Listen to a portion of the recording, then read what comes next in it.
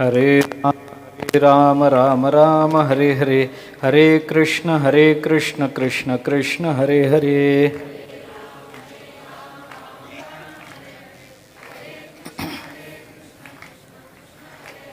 हरे राम राम राम हरे हरे, हरे कृष्ण कृष्ण कृष्ण हरे हरे.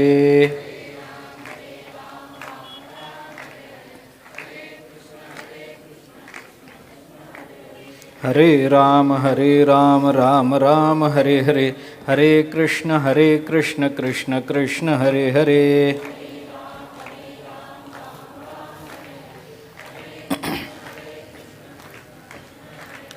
हरे राम राम राम हरे हरे, हरे कृष्ण कृष्ण कृष्ण हरे हरे.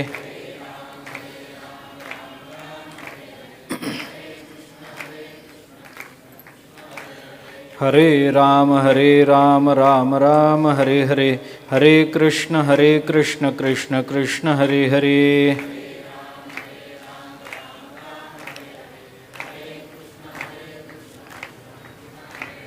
हरे राम राम राम हरे हरे, हरे कृष्ण कृष्ण कृष्ण हरे हरे.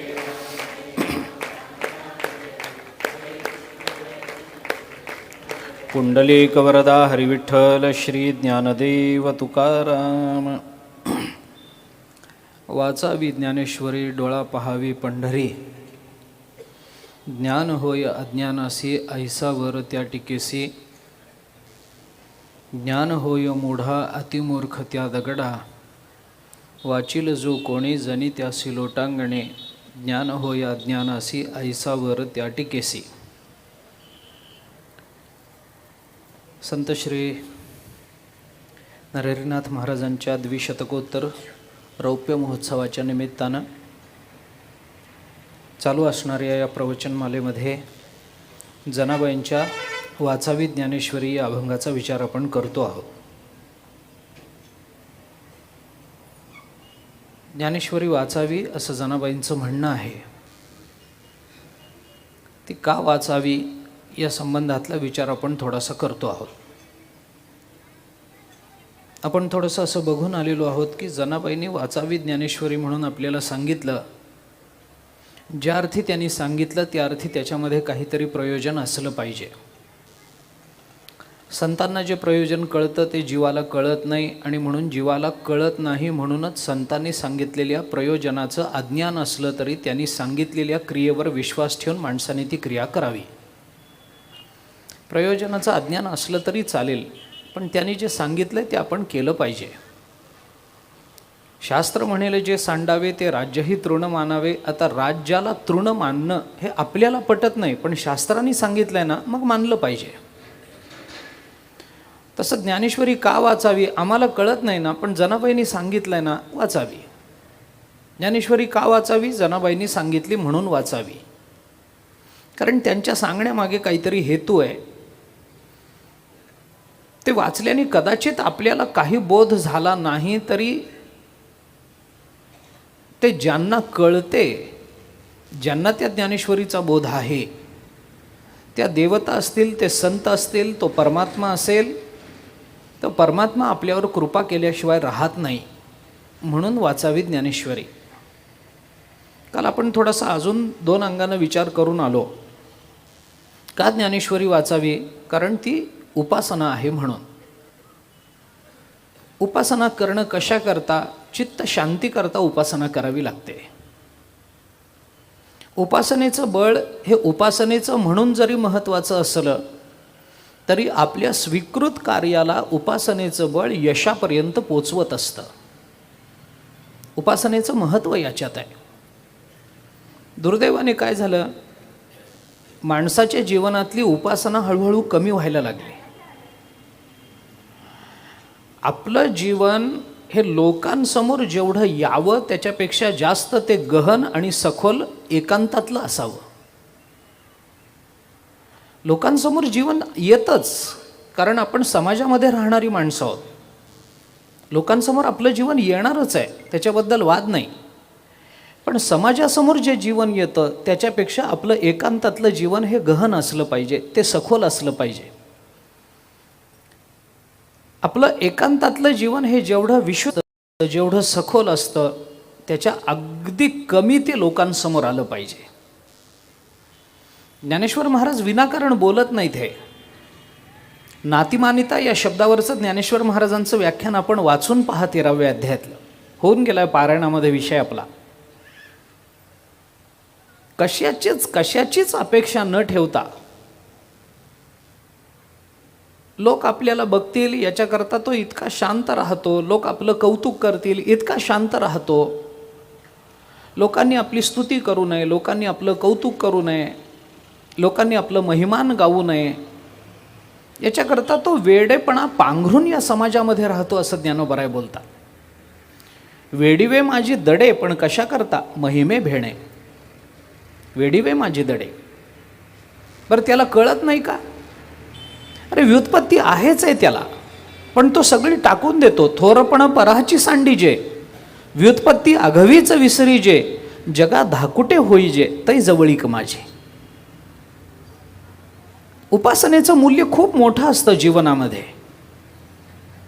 उपासना काय करते? चित्त शांती देते, मनशांती देते. पण मनशांती देते म्हणजे काय करते? याचा अगदी सरळ सोपा विचार सांगायचा झाला तर आपल्या जीवनामध्ये घडणाऱ्या कोणत्याही अनुकूल अथवा प्रतिकूल घटनांमधून आपल्या चित्ताला उन्मत्त अथवा निराश न बनवण्याचं काम आपली उपासना करत असते. उपासनेचं बळ मोठं आहे. आपल्या उपासनेकरता म्हणून आपण काही वेळ बाजूला काढून ठेवला पाहिजे, आपण थोड्या वेळ तरी उपासना केली पाहिजे, असं जे आम्हाला मोठे लोक सांगत आले त्याचं कारण काय आहे?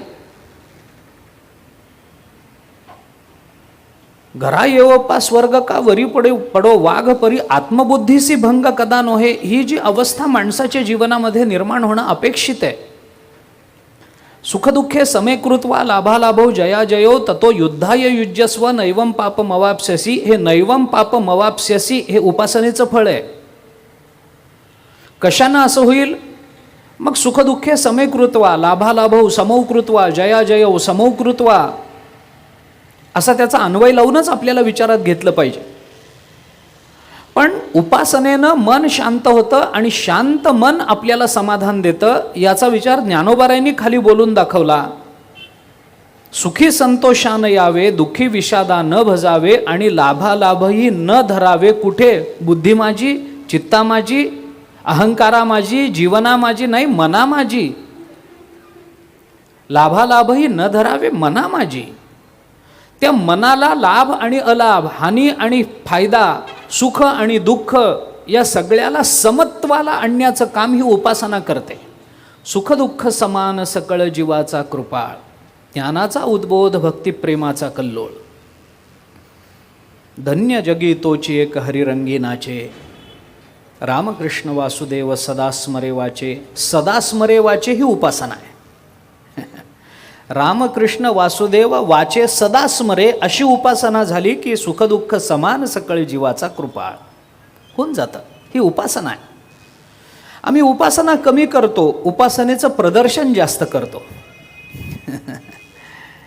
नाही का?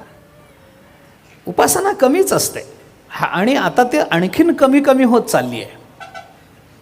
साधकाला उपासना करावी वाटत नाही. साधकाला फक्त आता नवीन काळामध्ये तर फारच अवघड झालं प्रकरण.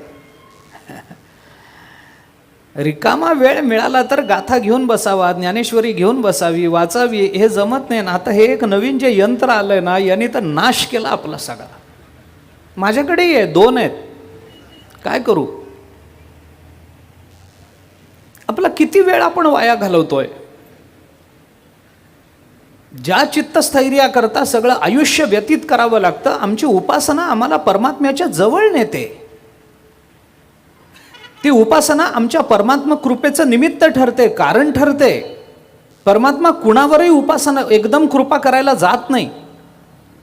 देवाजवळ गेलो, देवा कृपा करा, देव म्हणाले ठीक आहे, केली कृपा. इतकं सोपं आहे का?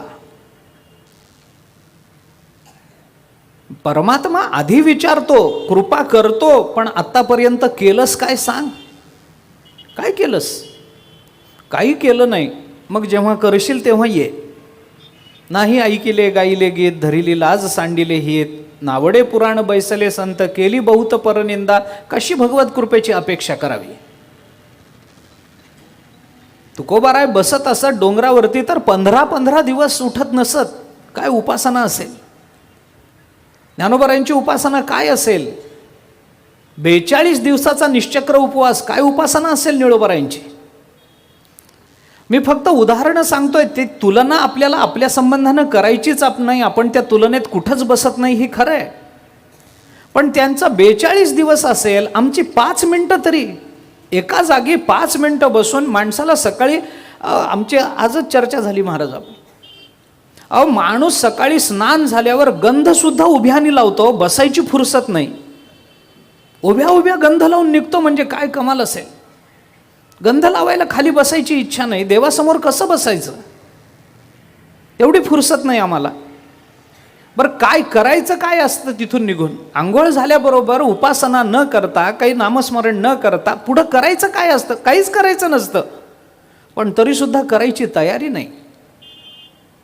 ज्ञानेश्वरीचं वाचन ही उपासना आहे.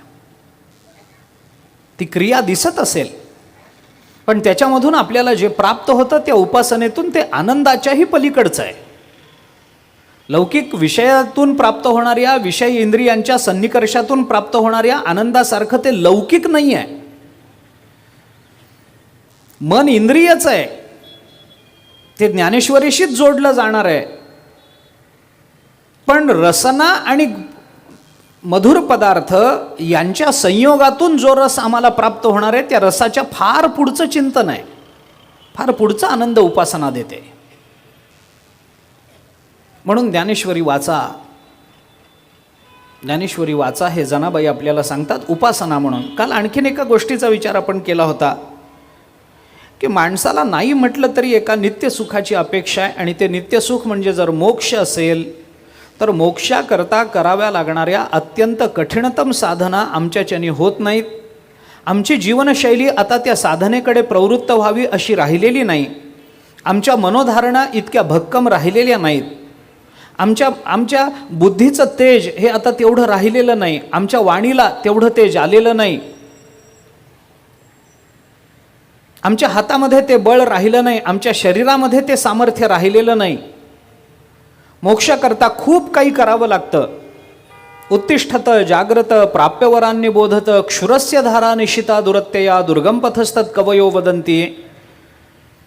हे असं तलवारीच्या किंवा शस्त्राच्या पात्यावरून चालण्यासारखं अत्यंत कठीण काम आता आम्हाला जमत नाही.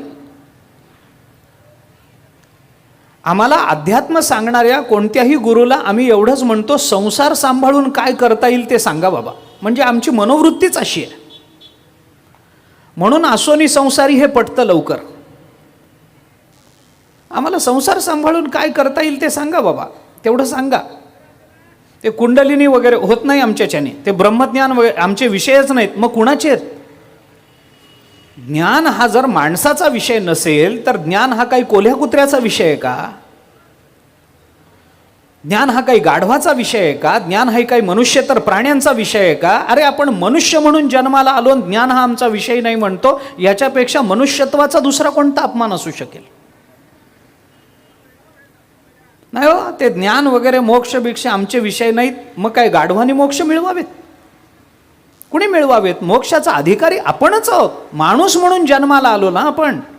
मग ज्ञान हा आमचा विषय नाही कसा? आमचाच विषय आहे ज्ञान. आम्हालाच मिळालं पाहिजे. आम्ही सगळे त्याचे हक्कदार आहोत, आम्ही सगळे त्याचे अधिकारी आहोत. हा, एखाद्याने म्हटलं नाही हो मला भक्ती मार्ग सांगा, मी मान्य करीन. मला ज्ञानमार्ग सांगा, मान्य करीन. मला हठमार्गाने जाऊ द्या, मान्य करीन. नाही हो, हे आमचे विषयच नाहीत. संसार करता करता काय करता येईल ते सांगा. बरं, प्रमाण काय आहेत या लोकांकडे? जनाबाईंनी दळिता कांडिता, त्यांना सगळं करता करता प्राप्त झालं, आम्हालाही तसंच सांगा. सोपं नाही. मोक्षाची अपेक्षा या जगतामध्ये सर्व जीवांना आहे, आणि तो मोक्ष प्राप्त करून घेण्याचं धैर्य, त्याच्याकरता आवश्यक असणारी साधना, त्याच्याकरता आवश्यक असणारे प्रयत्न, या सगळ्या गोष्टी आम्हाला करायची आमच्या हातामध्ये काय इच्छाही नाही म्हणा, आणि मी पुढचंही बोलतो वेळही नाही म्हणा. मी वेळ नाही म्हणजे नोकरीचा किंवा उद्योगधंद्याचा म्हणत नाही. हे सगळं करायला जेवढं आयुष्य लागतं तेवढं आयुष्य आमच्या हातात आता या कलियुगामध्ये नाही. 60-70 वर्ष जगला पुष्कळ झालं म्हणायची वेळ आहे सरासरी. कुणी 100 जगेल, कुणी आणखीन पुढं जाईल, कुणी अजून मागे येईल, पण सरासरी 60-70 वर्ष आम्हाला हातामध्ये आयुष्य मिळतं. त्या 60-70 वर्षामधलं अगदी बालपण तर असं अज्ञानातच निघून जातं, तारुण्य सगळं विषयाच्या उपभोगात निघून जातं, प्रौढ अवस्था सगळी पुढच्या पिढीची व्यवस्था करण्यामध्ये जाते, आणि म्हातारपणामध्ये इंद्रिय मदत करत नाहीत. करायचं कधी? हे करायचं कधी? बालपण गेले नेणता आहेच आहे, तारुण्यामध्ये विषय व्यथा आहेच आहे, प्रौढपणी प्रवर्तली चिंता आहेच आहे. कधी करायचं कधी? आमच्या हातामध्ये वेळ नाही, अजिबात वेळ नाही. मग वेळ नाही ना, तुम्हाला 70 वर्षात मोक्ष प्राप्त करून घेता येत नाही ना, मग ज्ञानेश्वरीच्या एका पारायणात करून घेता येतो ना. वाचावी ज्ञानेश्वरी. तुम्ही ज्ञानेश्वरी वाचायला लागा ना. हे सगळं करावं लागणार नाही, तलवारीच्या पात्यावरून चालायची गरज नाही. तुम्हाला संसार सांभाळून पाहिजे ना, जाऊ द्या, नवरा ऑफिसला जाऊ देत, मुलं शाळेत जाऊ देत, मग घेऊन बसा ज्ञानेश्वरी वाचावी. ज्ञानेश्वरी वाचावी असं जनाबाई आपल्याला सांगतात. याचा आणखीन काही पद्धतीनं आपल्याला विचार करता येण्यासारखा आहे. का बाबा ज्ञानेश्वरी वाचावी? आणखीन त्याचा विचार मी आपल्यासमोर ठेवतो. 1-2 विचार आज मांडतो, वेळेच्या मर्यादेमध्ये बसवतो. ज्ञानेश्वरी हा उपासनेचा ग्रंथ आहे असं आपण बोललो, तसा ज्ञानेश्वरी हा अभ्यासाचाही ग्रंथ आहे असंही आपण बोललो. अभ्यासाचा ग्रंथ आहे म्हणजे प्रत्येकाने अभ्यास केला पाहिजे. माणसं म्हणतात आता काही आम्ही शाळेत आहोत का, आमचं वय संपलं, आता अभ्यास असतो का? मरेपर्यंत अभ्यास संपत नाही. अभ्यासाचा विषय म्हणजे काय आहे, मी थोडं पुढे जाऊन स्पष्ट बोलतो.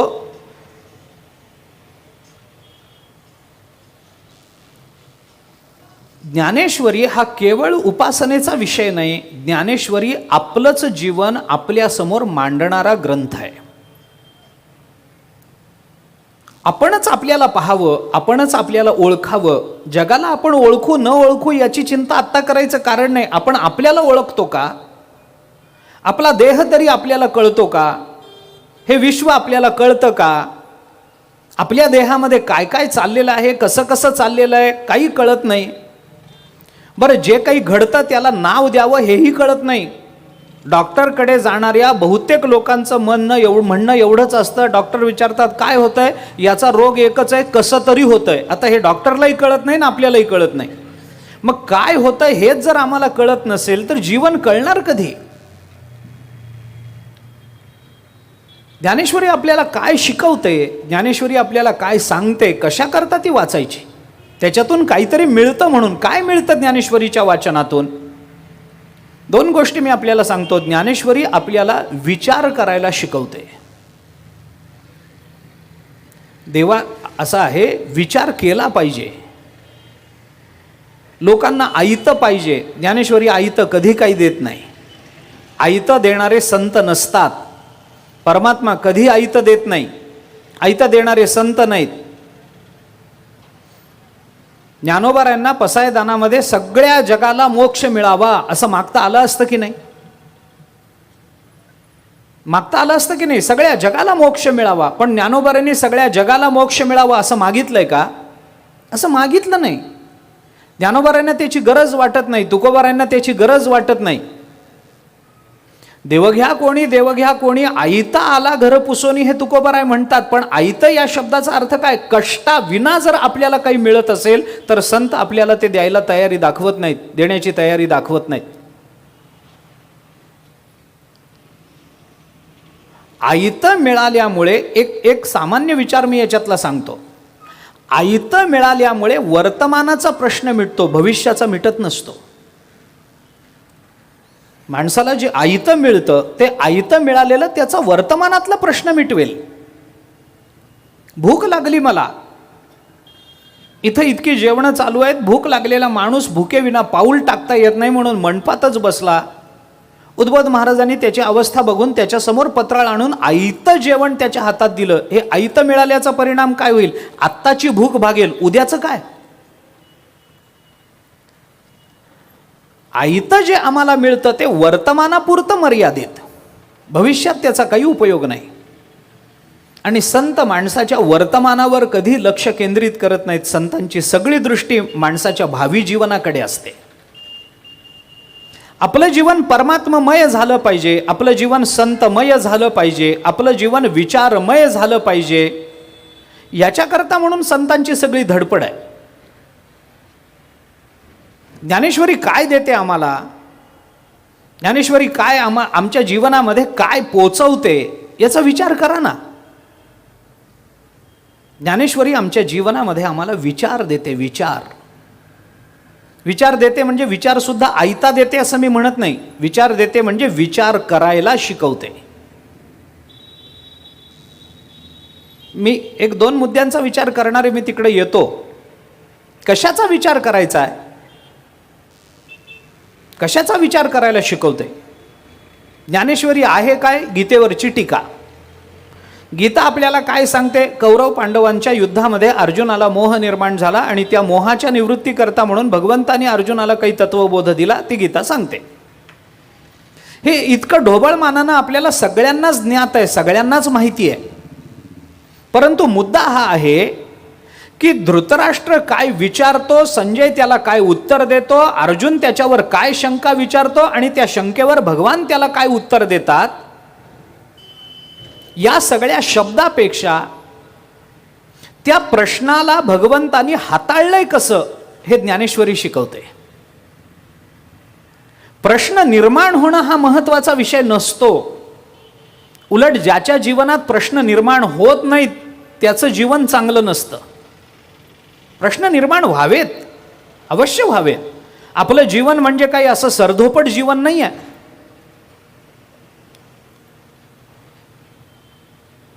दोघांच्याच जीवनामध्ये प्रश्न निर्माण होत नसतात. मी आपल्याला सरळ बोलतो.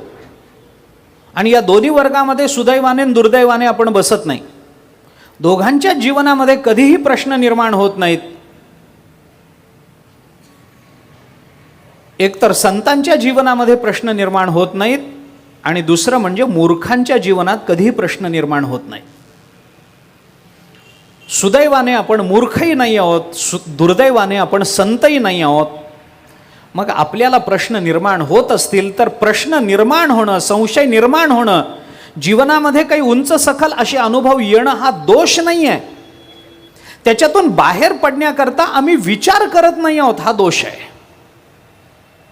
प्रश्न निर्माण होणं हा दोष नाही आहे. अर्जुनाच्या मनामध्ये प्रश्न निर्माण झाले, काही दोष आहे काय? ते प्रश्न निर्माण झाले नसते तर आम्हाला गीता ऐकायला मिळाली असती काय? संशय निर्माण होणं हा दोष नाही आहे. निर्माण झालेला संशय बुद्धीनं दूर न करणं हा दोष आहे. विचारानं दूर न करणं हा दोष आहे. देवाने आम्हाला विचाराची शक्ती दिलेली असताना आम्ही तो विचार, ती शक्ती गंजून टाकतो आहोत. विचार करण्याची कोणती तयारी दाखवत नाही आहोत. आम्हाला विचार करता आला पाहिजे. माणूस म्हणून जन्माला यायचं आणि विचार करायचं नाही, चालत नाही, चालत नाही. तुकोबारांनी आपल्याला सगळ्यांना सांगितलंय, सारासार विचार करा, उठाउठी, उठाउठी सारासार विचार करत जा बाबा. विचार करा, विचारा वाचून न पविजे समाधान, देह त्रिगुणाचा बांधा माझी नाही गुणसुधा. तुकोबाराय बोलतात, विचारा वाचून माणसाच्या जीवनामध्ये समाधान नाही. विचार करा, विचार केला पाहिजे. विचाराचं आलंबन काय हवं, कसं हवं, विचार करणं म्हणजे काय, या सगळ्या तपशिलात मी आता जात नाही. कालही आपण बोललो, विचार शब्दामध्ये विच धातू आहे. विच धातू निवडणे या अर्थाने आहे.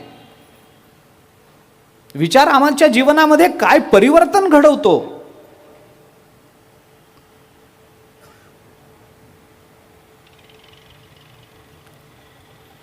योग वासिष्ठामध्ये एके ठिकाणी असं म्हटलंय, दीर्घ संसार रोगस्य विचारोही महौषधम. माणसाच्या जीवनामध्ये कोणी किती निरोगी असला तरी प्रत्येक माणसाला एक रोग आहेच आहे. माणूस म्हणतो नाही हो, सगळ्या तपासण्या झाल्या, मी निरोगी आहे. असं शक्यच नाही, असं शक्य नाही. अमुक स्कॅनिंग केलं, तमुक केलं, हे केलं, ते केलं, पोटाची तपासणी केली, डोळ्याची केली, कानाची केली, हृदयाची केली, रक्ताची केली, पाठीची केली, हाडांची केली, पायाची केली, हाताची केली. सगळे रिपोर्ट्स नॉर्मल आहेत. सगळे रिपोर्ट नॉर्मल आले, डॉक्टरनी आपल्याला लिहून दिलं, तरी मी आपल्याला सांगतो आपल्याला एक रोग सर्वांना आहेच आहे. कोणत्याही डॉक्टरचं सर्टिफिकेट आणा. कोणता रोग आहे? कुठलाही रोग नसणाऱ्याला एक रोग असतो, त्या रोगाचं नाव आहे भवरोग. ती जीवदशा हाच रोग आहे. संसार नावाचा रोग सगळ्यांनाच लागलेला आहे. कुणाला लागला नाही संसार नावाचा रोग? संसार नाही म्हणणाऱ्यांनाही संसार नावाचा रोग आहे, आणि संसार आहे म्हणणाऱ्यांनाही संसार नावाचा रोग. द्वैत मतामध्ये संसार आहे म्हणतात, त्यांनाही संसार नावाचा रोग आहे, आणि अद्वैती मतामध्ये संसाराला सत्ताच नाही म्हणतात, त्यांनाही संसार नावाचा रोग आहे.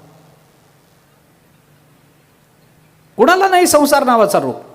आम्हाला कळत नाही, फक्त आम्हाला बंधन आहे, आम्ही रोगात आहोत म्हणून, एवढंच आहे.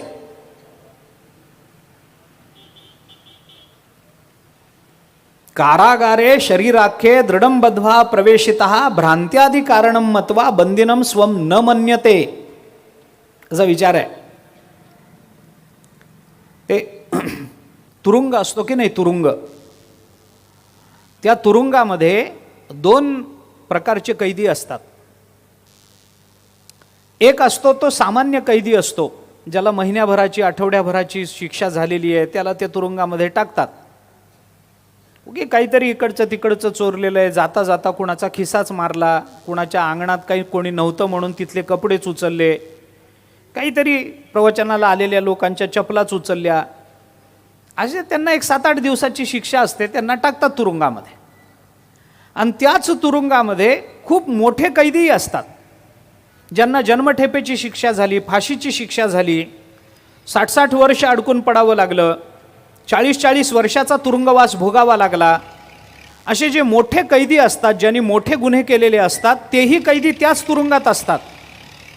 आणि हे भुरटे चोर वगैरे क्षुल्लक चोऱ्या करून 4-5 दिवसांचा ज्यांना तुरुंगवास प्राप्त झालेला असतो, तेही त्याच तुरुंगात असतात.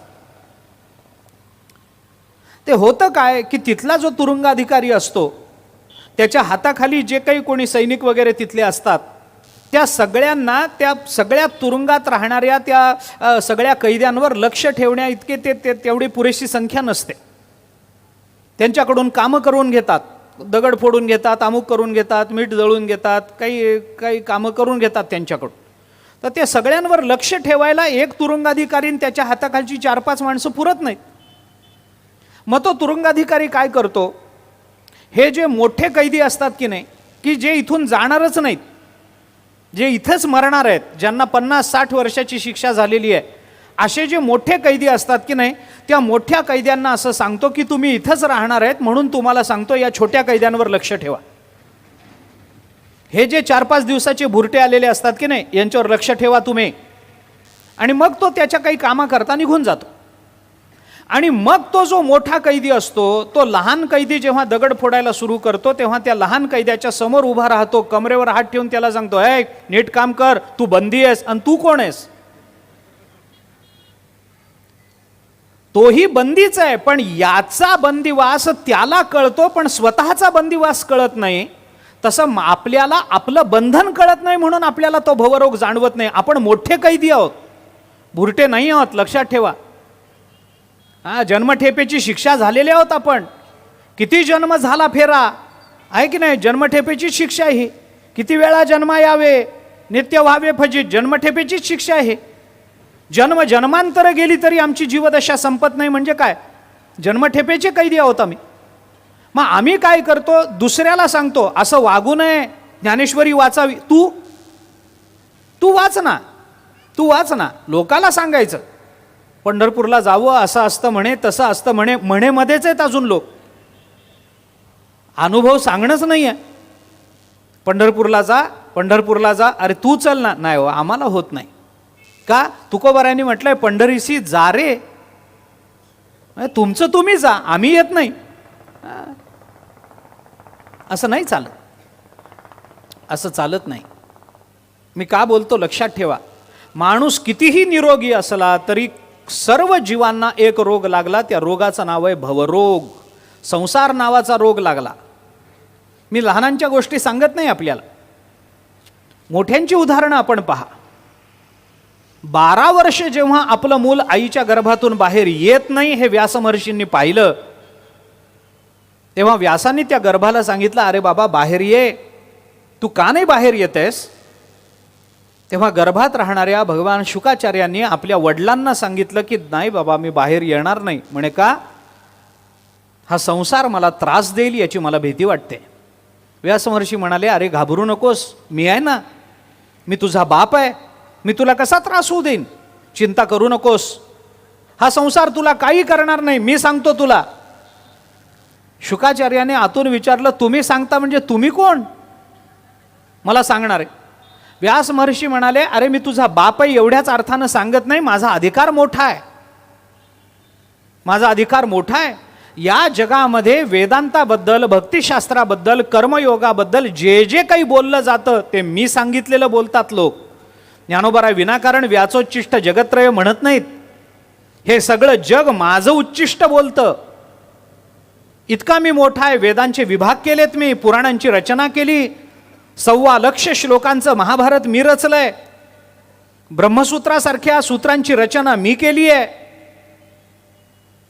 हे सगळं मी केलंय.